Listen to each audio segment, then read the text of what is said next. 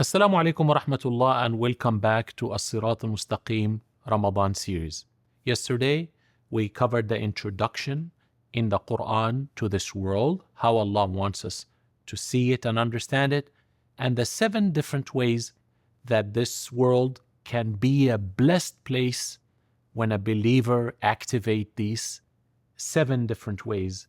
Now today, inshallah, we will continue with the 7 ways a person can make this world a cursed place, a negative place, a place of destruction and pain and suffering. May Allah subhanahu wa ta'ala open our eyes to the truth and guide our intentions, words and actions. Ameen. Now, there is the other 7 ways that you, if you perceive this dunya, this world, in this way, you make this world a negative place for yourself and for the people around you. Number 1, when you perceive that this world is the beginning and the end, the reward, it is the purpose, it is the goal, as I said again and again and again, you will become a very dangerous person because you will do whatever it takes to get whatever you want. The second way you can look in this world and turn it negative is what Allah said in the Quran, that the human falls in love with having the desire to own something or to just spend this world in the physical pleasure. Yani, subhanallah, 2 things about the human, which is eating and mating, that we share with the animal kingdom, but we're not animals. We have been honored, we have a mind, we are higher, we are above, we are for a purpose. So Allah subhanahu wa ta'ala warns us, and this is a very interesting point mentioned in the Quran, 𝗧يِّنَ لِلنَّاسِ hereafter, that people fall in love with the idea of having a lot of wealth, with the idea of having, so many things. But if you ask these people right now, whatever you're imagining, do you need it? They'll say no. Do you have enough for you right now? They'll say yes. But then they fall in love with the idea of having that. Not actually that they are in love with the thing itself, but they're falling in love with the idea, which is very interesting psychological explanation in the Quran. The third reason why a person could turn this world into a negative place is when you love the people in this world that only love this world.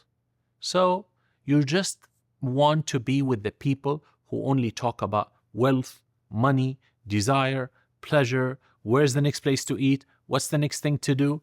And obviously you can only do that if you have a lot of money. If you don't have money, you can't even dream about these things. And you go and spend an obscene amount of money, that money could have saved a child somewhere in the world from death. And that's why we say that in this world, if you fall in love with the people who only care about this world, not the love of Allah subhanahu wa ta'ala, it will make this world a negative place for you to live in. The 4th and 5th way that you turn this world into a negative place is when you love this world itself more than you love Allah, and when you love this world and prefer it over the next life. What did Allah say in the Quran? بَلْ تُؤْثِرُونَ الْحَيَاةَ الدُّنْيَا وَالْآخِرَةُ خَيْرٌ وَأَبْقَى. And Allah said to His Messenger, وَلَلْآخِرَةُ خَيْرٌ لَكَ مِنَ الْأُولَى. Allah said to Prophet Muhammad sallallahu alaihi wasallam, the hereafter is better than this one. And in the earlier ayat I mentioned, Allah said, you always prefer this world when the hereafter is better and long-lasting. This world is short and temporary.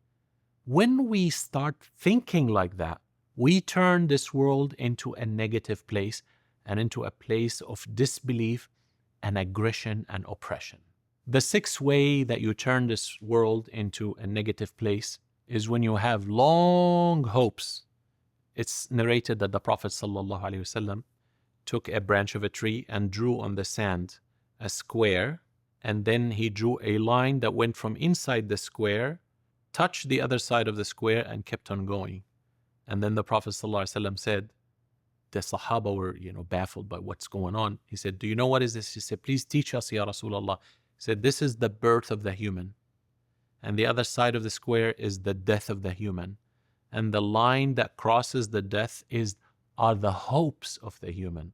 You have long hopes and long plans. You get busy with these hopes and plans, and you forget to actually plan for the long journey that is coming ahead of you. Your life in the grave, your life on the day of judgment, and your life in Jannah, insha'Allah Rabbil Alameen. That is what we should be focusing on. And most human beings don't do that. But here is the month of Ramadan awakening us to the reality of this world and making us realize what it's all about. The seventh and last way that you turn this world into a negative place is when you think of it as the place of reward and the final destination, not the place of hard work, trials, tribulations, and tests. If you do that, number one, life will disappoint you, and you will live angry, grumpy, disappointed, always negative, because this world is not giving you what you want it to give you, and it will never be able to give you that. So let's turn this hayatul dunya, this worldly that Allah gave us, to the best place, and let's realize that everything that is coming next all depends on what we do here. Let's focus on that, and may Allah accept all of our acts of worship in Ramadan. Ameen ya Rabbil Alameen.